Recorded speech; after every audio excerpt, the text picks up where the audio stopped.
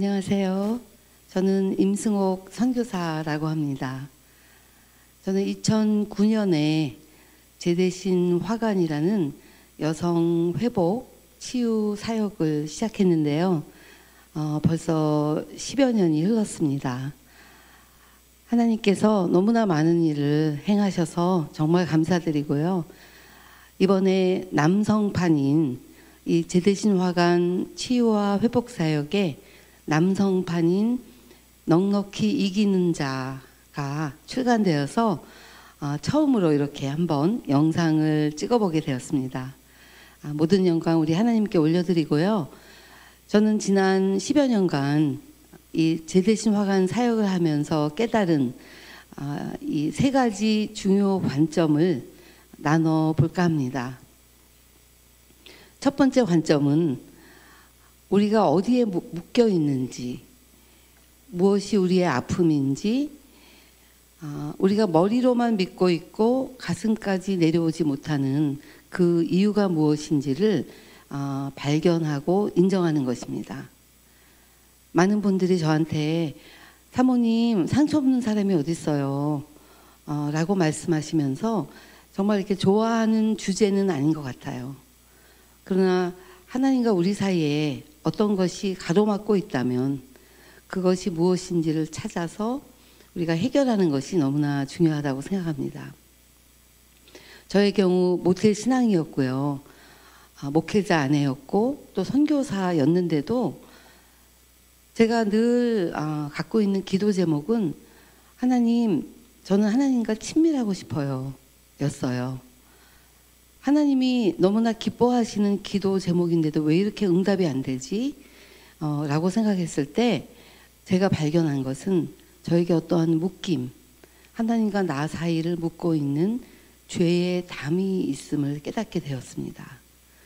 그것은 저의 아픔을 저 스스로 보호하려는 어떤 많은 보호 행동들이었고 그 보호 행동은 결국 죄악된 행동들, 죄로 이어지는 행동들이었음을 나중에 발견하였습니다.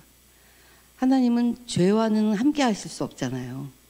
그래서 그 죄의 묶임들, 저 스스로를 보호해왔던 그 보호 행동들이 하나님과 나 사이를 막고 있었음을 알게 되었습니다.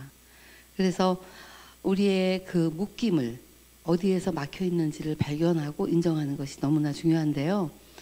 한 번은 제가 세미나를 하는데 어느 자매님이 드디어 발견하고 드디어 인정하신 내용이 있어요. 그분의 경우 언니가 2명인가 3명 있으시고요. 이제 오빠가 있어요. 그래서 그 가정에는 드디어 가족 계획을 끝내셨대요. 왜냐하면 아들을 낳았거든요. 바라던 아들을 낳았기 때문에 가족 계획이 끝났는데 그 어머니가 또 임신을 하신 거예요. 그리고 이 자매님이 태어났습니다. 그래서 이 자매님은 자라면서 늘 듣는 말이 있어요. 아유, 안 태어날 뻔했지만 참 착하다. 안 태어날 뻔했지만 공부 잘했다. 항상 좋은 말이긴 한데 그 앞에 수식어가 있는 거예요. 안 태어날 뻔했다는. 그런데 또 사실이니까 그냥 이분은 받아들였는데 어느 날 저희 세미나에 참석하려고 오려고 하는데 언니가 또 그러더래요. 야, 너 안 태어날 뻔했던 애가 뭐 어떻다 그러는데 그날 그분이 폭발하셨다 그러시더라고요. 언니 나 이미 태어났어. 나 내일 모레 40이야. 나 더 이상 이런 이야기 듣고 싶지 않아. 라고 말했을 때 이 언니가 조용히 있었대요. 한 번도 그렇게 반응하지 않던 동생의 모습에 놀란 거죠. 근데 그 언니가 또 이렇게 말한 거예요. 야, 너 아무래도 갱년기인 것 같다. 그래서 또 이제 갱년기로 판명이 났는데 세미나에 와서 가만히 이분이 들어보니 우리는 발견해야 됩니다. 인정해야 됩니다. 우리의 아픔이 무엇인지 어디에 우리가 묶여 있는지 발견해야 됩니다. 라고 말했을 때 그분이 드디어 발견하고 인정을 한 거예요. 그랬기 때문에 그분은 그 다음 단계로 나아갈 수 있었어요. 그래, 비록 우리 부모님은 나를 계획하지 않으셨을지라도 하나님은 나를 우리 가정의 귀한 막내딸로 지으셨구나라는 그 진리를 이분이 붙잡았을 때 이제 그것을 선포하고 그 진리로 나아가게 된 거죠. 이렇게 발견하고 인정하는 것이 가장 중요한 첫 번째 관점입니다.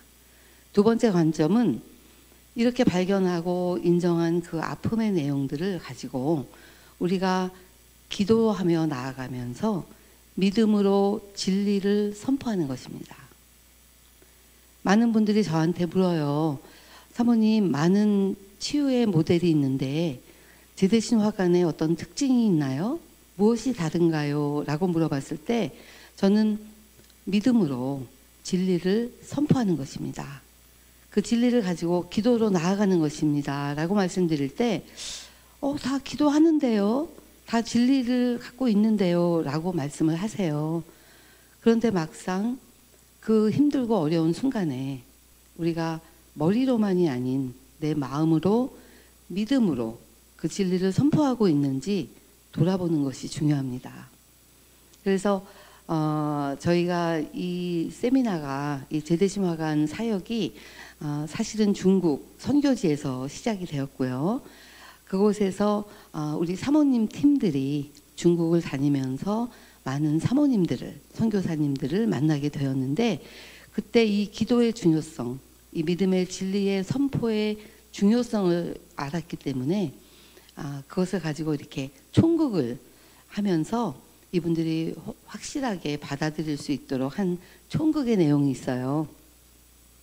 이 시간에 제가 총극을 할 수는 없지만 간단하게 설명해 드리고 싶은데요. 이 제대신화관을 시작하신 그 수 코럴이라는 선교사님이 계세요. 미국 선교사님이신데 이분은 태어날 때 입이 거의 없이 코도 반 정도만 있으셨어요. 그렇게 태어나셔서 29번의 수술을 하셨고 늘 이제 여름방학이면 입원해서 수술하는 것이 그분의 삶이었어요. 그러다 보니 친구들이 특별히 어릴 때 그 남자아이들이 많이 놀렸대요. 못생겼어요. 못생겼어. 너 못생겼어. 그래서 어릴 때 그 남자아이들을 굉장히 싫어했는데 11살 때 부모님이 이혼을 하게 돼요. 그때부터는 아버지에게 버림받았다는 아픔을 갖게 되었고 이제는 남자아이만이 아니라 남자가 다 싫은 거예요. 15살 때 처음으로 전도를 받으셨대요. 그래서 교회에 갔는데 목사님 말씀이 다 듣기 좋았는데 시편 139편에 하나님은 우리를 신묘막측하게 지으셨다. 그 뜻은 우리는 너무나 훌륭하고 멋있고 아름답고 또 한 사람 한 사람 너무나 독특하게 귀하게 지음 받았다라는 이야기를 했을 때 이분은 받아들이기가 힘들었어요. 왜냐하면 입도 없이 태어났기 때문에. 그래도 감사한 것은 그분이 그 후에도 계속 교회를 출석하셨더라고요. 대학교 1학년 때 너무나 멋있는 남학생이 접근해 왔대요. 처음으로 남자에게 마음을 열었지만 결국 그 학생에게 강간을 당하게 돼요. 그래서 그때부터 그분은 머리를 짧게 자르고 옷도 막 입었대요. 자신을 보호하는 보호 행동이었던 거죠. 더 이상 남자의 눈에 띄어서 상처받고 싶지 않은 자신의 보호 행동 가운데 묶여서 쭉 살면서 33살이 된 거예요. 어느 날 그분은 하와이에 살았는데 친구들과 이렇게 모여서 식사를 하는데 가만히 보니까 친구들은 다 결혼한 거예요. 가정이 있고 모습도 다 보기 좋은데 자기는 결혼도 안 했고 모습도 별로고 이런 자신의 모습을 보면서 내가 왜 이러고 살고 있지? 나도 좋은 사람을 만나야지 라고 생각하는데 그분이 대학생 시절에 2번 정도 중국의 단기 선교팀을 따라간 적이 있었대요. 그때 만났던 그 단기 선교를 왔었던 그 형제들의 모습, 참 선량했던 모습, 신실했던 모습이 생각나면서 나 다시 그런 모임에 가서 나도 좋은 사람을 만나야지. 그래서 나도 가정을 이루어야겠다. 그래서 친한 친구와 함께 이제 다시 중국의 3번째 단기 선교를 따라왔어요. 이번에는 이제 목적이 조금 다른 거죠. 근데 와서 보니 이제 만나는 형제들은 너무나 나이가 어린 거예요. 본인은 벌써 33살이잖아요. 그런데 같이 갔던 그 친한 친구, 여자친구는 그 중에 한 사람하고 벌써 데이트가 시작이 되더니 뭐 약혼한다 막 이런 얘기가 들리는 거예요. 그래서 이분이 너무나 그날 비관의 마음이 들어서 이렇게 침대에 누워서 늘 하던 생각이었대요. 그날도 그 생각을 한 거예요. 그래, 나는 못생겼지. 나는 아버지에게 버림받았지. 남자들에게는 이용당했지. 내가 살아서 뭐하지? 이런 생각을 늘 하던 생각을 그날도 하고 있는데, 왜 우리가 성경에 보면 하나님께서 어떨 때 우리의 영의 눈을 열어주시고 천군천사가 우리를 돌보는 내용이 나오잖아요. 그날 하나님께서 수의 영의 눈을 열어주신 거예요. 자기는 누워서 이렇게 비관하고 있는데 저 복도쯤에서 누군가가 자기에게 너 못생겼어. 너 아버지에게 버림받았어. 너 남자들에게 이용당하고 너가 살아서 뭐하니? 라는 공격을 받고 있다는 생각을 처음 한 거예요. 아, 이게 내 생각만이 아니구나 라는 생각이 들었을 때 이분이 소리를 질렀대요. 나를 괴롭히지 말라고, 나를 떠나가라고. 근데 처음에는 사라진 것 같았는데 다시 와서 공격하는 느낌을 받았을 때 이분이 뭐 소리를 지르든지 뭐 대적 기도를 하든지 해야 되는데 너무 무섭더래요. 그래서 옆방에 있는 친구를 찾아가서 그날 한 2시간 정도 함께 기도를 하면서 이분의 33년 동안 그 묶였던 그 묶임이 풀어지게 되었고, 이제 이 제대신 화관이라는 이런 여성 치유와 회복의 사역이 시작이 되었어요. 그래서 저희는 이제 그 기도에 대한 총극을 할 때 이 수의 아픔, 나는 못생겼어 라는 아픔에 대한 내용과 또 저 개인적인 아픔, 저는 저희 이제 언니가 있고 남동생이 있어요. 아마 아들을 원하는 집이었던 것 같아요. 그래서 우리 언니도 거절감이 있겠죠. 근데 둘째는 또 정말 아들이었으면 좋겠는데 또 제가 태어난 거예요. 이제 우리 남동생이 태어났을 때 그래도 털을 팔았다. 그래서 제가 칭찬을 받았다고 하더라고요. 그러다 보니 제 마음속에는 깊은 거절감이 있었던 것 같아요. 그리고 어릴 때 엄마 아빠가 바쁘셔서 다른 사람이 저희 형제 자매를 돌보아 주면서 그 돌봄을 잘 받지 못한 그 아픔도 제가 가지고 있었어요. 그래서 저의 경우에는 나는 사랑받을 수 없을 거야, 나는 사랑스럽지 않아 라는 거짓을 믿었던 것 같아요. 그래서 이러한 내용을 기초로 한 총극을 한 거예요. 그래서 총극의 내용은 이렇습니다. 몇 분의 이제 분들이 이렇게 모였어요. 근데 한 분이 이제 급한 일로 가고 이제 제가 그 곳을 가는 거예요. 그곳을 갔는데 한 분이 그래요. 사모님, 지금 이렇게 집에 가신 분이 내일 우리 점심 사준다 그랬어요. 내일 꼭 오세요 라고 했을 때 저도 네 하고 저도 가려고 그랬어요, 점심시간에. 근데 그때 악한 영 역할을 맡은 한 사모님이 저에게 다가와요, 이쪽에서. 저에게 말씀하십니다. 어머, 사모님, 직접 초대받은 것도 아닌데 가실 거예요? 바로 저에게 가장 약한 부분이에요. 저는 사랑받아야 되고 인정받아야 되는, 용납받아야 되는 아픔이 있기 때문에 갑자기 제가 저 스스로를 보호합니다. 그래서 어머, 제가 깜빡했네요. 내일 그 시간에 다른 약속이 있는데 다들 잘 식사들 하세요 하고 이제 말씀을 드려요. 근데 그 중에 또 한 사모님이 저보고 그래요. 사모님 오늘 옷이 너무 밝아요. 사모님은 좀 은은한 색깔이 어울리던데, 이제 이렇게 말씀을 하십니다. 총극 중에. 그럴 때 이번에는 이쪽에서, 이 세상에는 악한 영이 많잖아요. 또 다른 악한 영을 맡은 한 사모님이 저에게 다가옵니다. 저에게 이렇게 말해요. 사모님 뭐 이렇게 뭐 예쁜 편은 아니시니까 옷을 잘 맞춰서 입으라고 하시는 조언일 거예요 라면서 귀한 조언인 것처럼 저한테 말씀해 주시는데, 제가 갑자기 기분이 나빠요. 안 예쁘다니까.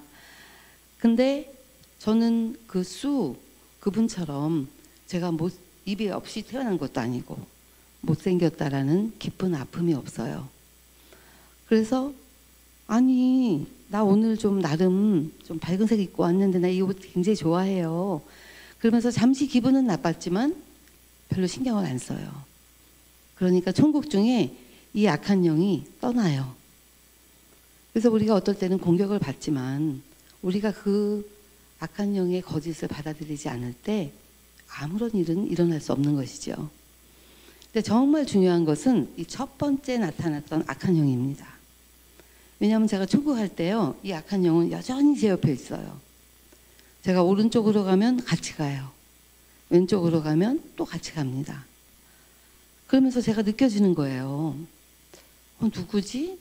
내가 누군가 지금 동행을 하고 있잖아요. 우리는 주님과 동행해야 되는데, 그러면서 생각해 보니까 아 맞다. 내가 어렸을 때 돌봄을 잘 받지 못했지. 그리고 더 깊이 들어가면 엄마의 뱃속에서부터, 모태에서부터 나는 거절당했었지 라는 생각이 들었을 때, 그때부터 시작해서 나를 공격하는 악한 영이 있다면 떠나가라 라고 했을 때 이 악한 영을 맡은 사모님이 한 걸음만 가요. 또 가만히 서 계세요. 그러면 제가 다시 떠나가라. 한 걸음 더 가요. 그래서 제가 떠나갈지어다 하니까 막 뛰어가는 것이 총극의 마지막 장면입니다. 그래서 이렇게 우리가 기도를 선포함으로써 우리가 믿었던 거짓들, 거짓 감정을 버리는 것이 굉장히 중요한데요. 근데 저는 이 기도를 할 때 항상 회개 기도로부터 시작을 합니다. 왜냐하면 우리를 묶고 있는 보호 행동들은 많은 죄악된 행동들, 죄로 연결될 수 있는 행동들인데, 죄는 회개할 때만 소멸이 돼요. 그래서 많은 경우 제가 이렇게 상담을 하면, 아니 사모님 제가 지금 상처받은 건데 왜 제가 회개해야 돼요? 라고 반문하시고, 또 무엇을 회개해야 되는지 정리가 안 돼 있어요. 그래서 우리가 어떤 그 상황을 기억하면 그 당시의 감정과 또 보호 행동을 찾아서 먼저는 보호 행동을 버리고, 그리고 그 감정도 버리고, 또 그 악한 영을 대적하는 기도를 하는 것이 중요합니다. 그래서 이 내용을 제가 어떤 한 신뢰를 나누면서 어떻게 제가 기도로 선포를 했는가를 나누고 싶어요. 한 번은 그때도 제가 한국에서 세미나를 했을 때인데요. 그 권사님이 찾아오셨어요.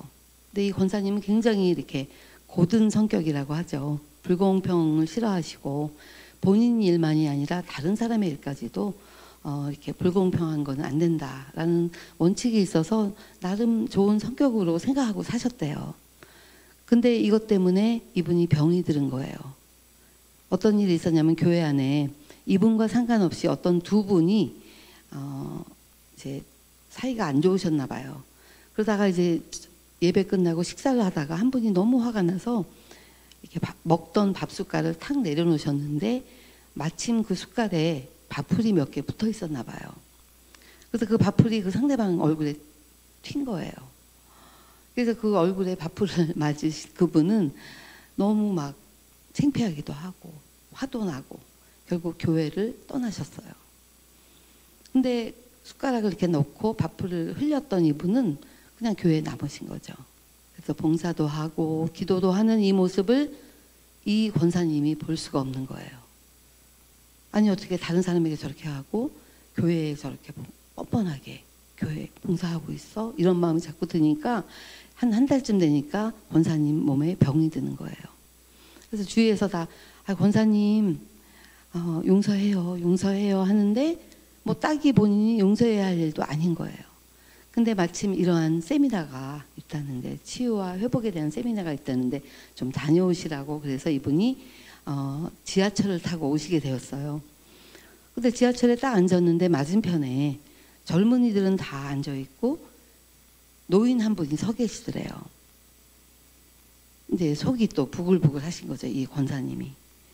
근데 내가 이거 치유받으러 지금 가는데 안 되겠다, 보질 말아야겠다. 눈을 감으셨대요.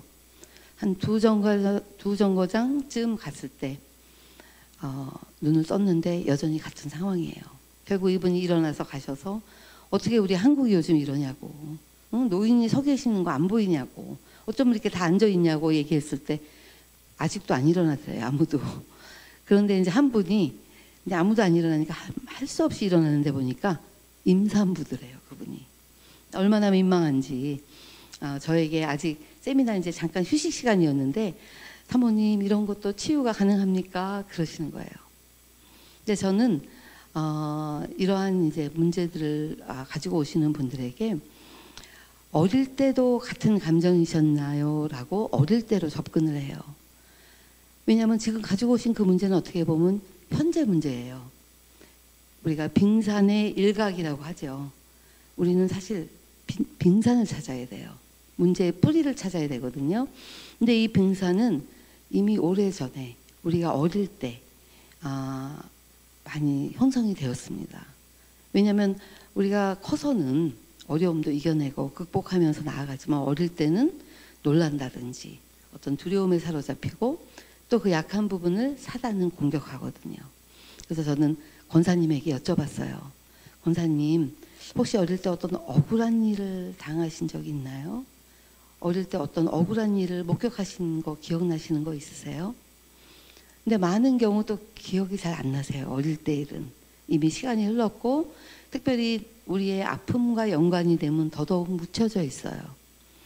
그래서 저는 많은 경우 우리 같이 기도해 봅시다 라고 말씀드려요. 왜냐하면 결국 치유는 성령님이 해주시잖아요. 그래서 기도했어요.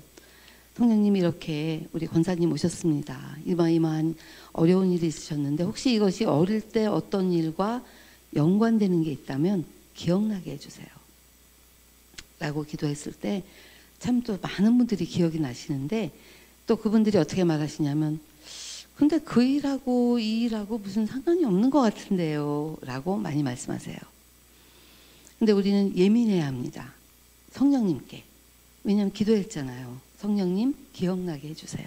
그래서 저는 많은 경우 기억난 일을 말씀해 보세요 라고 말씀드려요. 근데 이 권사님은 초등학교 때 아버지의 사업이 망하면서 방 한 칸으로 온 가정이 이사 갔은 일이 있었대요. 근데 어느 날 그 주인집 딸하고 놀다가 그 딸이 넘어진 거예요. 이 권사님과 아무 상관없이 혼자 넘어진 건데 그날 저녁 엄마한테 많이 혼나고 또 그 주인집 식구들도 이렇게 쳐다봤던 그 장면이 떠오른 거예요. 그래서 권사님, 그게 그 억울함의 어떤 뿌리일 수 있겠네요 라고 말씀드렸을 때 아니 뭐 그랬다고 내가 이렇게 잘 안 받아들이시더라고요. 근데 우리가 어떤 그 처음에 당했던 어떤 일들이 예민해지거든요. 그러한 분야가 거기에 대해 또 이제 일이 생기면서 그렇게 할 수 있어요. 내가 우리 집이 못 산다고 나는 아무 잘못도 안 했는데 이렇게 내가 혼났구나 라는 생각을 하실 수 있어요 라고 말하고 저는 이제 이렇게 뭔가 장면이 떠오르면은 이렇게 빈 종이를 한 장을 드려요. 그래서 그 당시에 감정을 적어보세요 라고 말씀을 드립니다. 그래서 그 권사님의 경우는 첫 번째 감정이 억울함이었어요. 너무 억울했죠. 그리고는 슬펐다 그러시더라고요. 그리고는 무기력했대요. 내가 어떻게 할 수 없는. 그래서 이제 그 밑에 또 적어보라 그랬어요. 그거는 뭐냐면 그분이 50대 후반이었는데 초등학교 때 일어난 일이니까 거의 반세기가 흘렀죠. 권사님 지난 반세기 동안 억울한 감정이 느껴질 때마다 또 이렇게 슬플 때마다 또 무기력한 마음이 들 때마다 어떤 식으로 스스로를 보호해 왔는지를 한번 적어보세요. 그래서 그분이 이렇게 생각하면서 적더라고요. 일단 화가 났어요. 억울하니까. 분노를 적으셨고 그리고 판단했던 것 같아요. 저 사람 저러면 안 되는데. 그러면서 용서치 못하다가 결국에는 말로 지적했다 이렇게 말씀하시더라고요. 그래서 그것을 다 쓰시고 이제 그 보호 행동, 내가 분노하며 판단하며 용서치 못하며 말로 지적했던 이 모든 보호 행동을 회개합니다. 그리고 정말 나를 도와주신, 나를 지켜주신 우리 주님께 이 모든 문제를 가지고 나갑니다 하고 먼저는 회개 기도를 드렸고요. 그리고는 그 후에 이제 용서 기도를 드렸어요. 그 혼내셨던 어머니와 그 쳐다보던 그 주인집 식구들을 다 용서한 거죠. 그들의 잘못은 아니죠. 그리고 우리가 용서할 권리가 있는 것은 아니지만 예수님의 이름으로 이 용서를 함으로써 묶임을 끊는 기도를 하는 것이죠. 그렇게 한 다음에 이제 정말 중요한 이 고백하고 포기하는 기도를 드렸습니다. 그 기도는 예수님의 이름으로 그 종이에 쓴 모든 것을 버리는 기도예요. 그분의 그 억울함, 그 슬픔, 무기력, 또 그것 때문에 생긴 보호 행동들인 막 분노하면서 판단하고 용서치 못하며 말로 지적했던 이 모든 것을 예수님의 이름으로 거절합니다. 그리고 이제는 거절할 뿐만이 아니라 혹시 이 부분, 이 약한 부분을 공격하는 악한 영이 있다면 떠나가라. 대적 기도를 하는 거죠.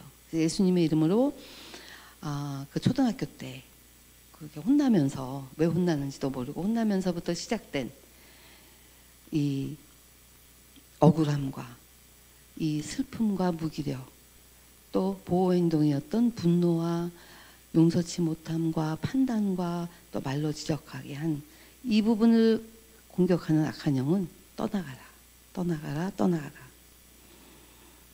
내가 이러한 거짓 감정 또 보호 행동들 때문에 사단에게 주었던 모든 근거를 철회합니다.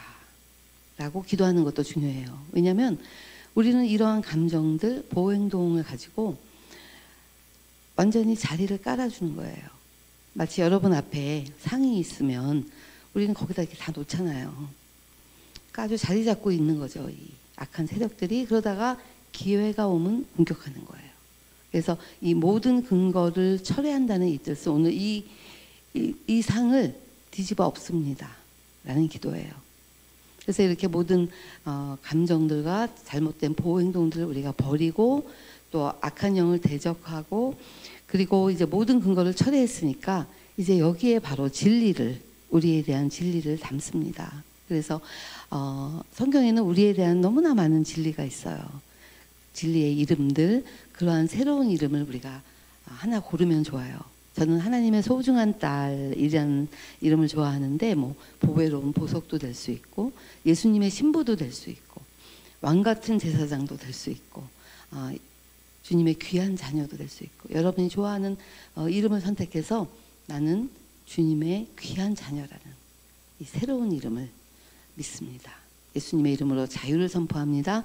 예수님의 이름으로 기도합니다. 이렇게 기도를 하는 것입니다. 그래서 첫 번째 관점은 우리가 어디에 막혀 있는지, 무엇이 우리의 아픔인지, 머리로는 알겠는데 왜 가슴까지 안 가는지, 그 상처의 근원을, 뿌리를 발견하고 인정하는 것이라면, 두 번째는 그 내용을 가지고 이렇게 정리하며 적어서 우리가 하나하나 기도 선포를 함으로 믿음의 진리를 가지고 이제 주님께 나아가는 것이 두 번째 관점이었고요. 이 마지막 세 번째 관점이 또 굉장히 중요해요. 왜냐하면 많은 분들이 사모님 온전한 치유는 없는 것 같아요. 오늘은 여기서 치유받고 내일은 또 다른 곳에 가서 치유받는 것 같아요 라고 말씀하시는데 그 이유가 이게 아니었을까 싶어요. 이 세 번째 관점. 그러니까 회복을 유지하는 것입니다. 이 회복을 유지해야 돼요.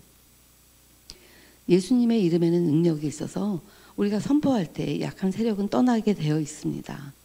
그러나 우리를 묶고 있는 이 묶임은 이미 오래된 습관을 넘어서 라이프 스타일이 되어 있어요. 우리 삶의 일부가 되어 있어요. 그래서 저는 원래 그래요. 저는 원래 그랬어요. 그러면 저는 원래 없습니다. 분명히 뭐가 있을 거예요. 그래서 우리가 그것을 찾아서 진리로 대체합시다 하고 나가거든요. 그래서 그것이 어느새 견고한 진이 되어 있는 거예요. 그렇기 때문에 마귀는 우는 사자와 같이 잠시도 쉬지 않고 또 공격하거든요. 그래서 다시 왔을 때 우리가 그래 온전한 치유는 없어 하고 실망하는 것이 아니라 우리가 기도도 응답 받을 때까지 하는 것처럼 이 믿음의 진리의 선포도 응답 받을 때까지 하시는 거예요. 그래서 그날 적었던 그 내용의 종이 그것을 버리면 안 돼요. 이제 그것을 가지고 여러분이 살아내는 씨름을 하는 이 단계, 세 번째 단계, 회복을 유지하는 단계가 굉장히 중요합니다. 그래서 이 권사님의 경우 매일 돌아봐야 돼요. 내가 오늘도 억울한 감정을 또 느꼈나? 만약에 느꼈다면 다시 회개하면 됩니다. 주님, 제가 또 억울했네요. 난 주님의 귀한 자녀인데, 보배로운 보석인데 제가 또 억울했네요. 또 이분이 분노했다면, 슬퍼했다면, 또 무기력감을 느꼈다면, 그리고 용서치 못하고 판단하고 또 말로 지적한 이러한 보호 행동들과 그런 감정이 또 나타났다면 다시 회개하면서 매일매일 돌아보는 이 매일이 또 중요해요. 그래서 우리가 매일 이것을 돌아보면서 이것을 이제 이렇게 없애는 거죠. 하나하나. 이것이 이제 첫 번째, 두 번째, 세 번째 관점이고요. 그 권사님께서 제가 한국에 있을 때 그 세미나 끝난 수요일 저녁 늦게 전화가 오셨어요. 사모님 하고 전화가 왔어요. 밤늦게. 그분이 수요 예배를 가셨대요. 수요 예배를 갔는데 그 밥숟가락을 이렇게 놨던 분을 만난 거예요. 근데 뭐 이제 옛날에 같으면 그분을 봐도 이렇게 쓱 지나갔대요. 못 본 척. 근데 그날은 그분을 쳐다보면서 아니 저분이 어쩌다가 자기 성질을 못 이겨서 이렇게 밥숟가락을 내려놨다가 그 큰일을 당하고 그분도 참 힘들었겠다 라는 생각이 처음 들면서 근데 나는 또 왜 이렇게 저분을 못 잡아먹어서 이러고 있지? 이런 생각이 들더래요. 그래서 처음으로 인사를 했대요. 집사님 잘 지내셨죠? 근데 그 집사님은 모르죠. 이 권사님이 자기 때문에 병이 났던 거를. 그러니까 네 저는 잘 지내고 있었어요. 권사님도 잘 지내셨죠? 하고 지나가시더래요. 근데 그 순간 강 같은 평화가 흘러가더라는 거예요. 그래서 이 기쁜 소식을 밤이 늦었지만 사모님께 전하고 싶어서 전화드렸어요. 라고 하셨어요.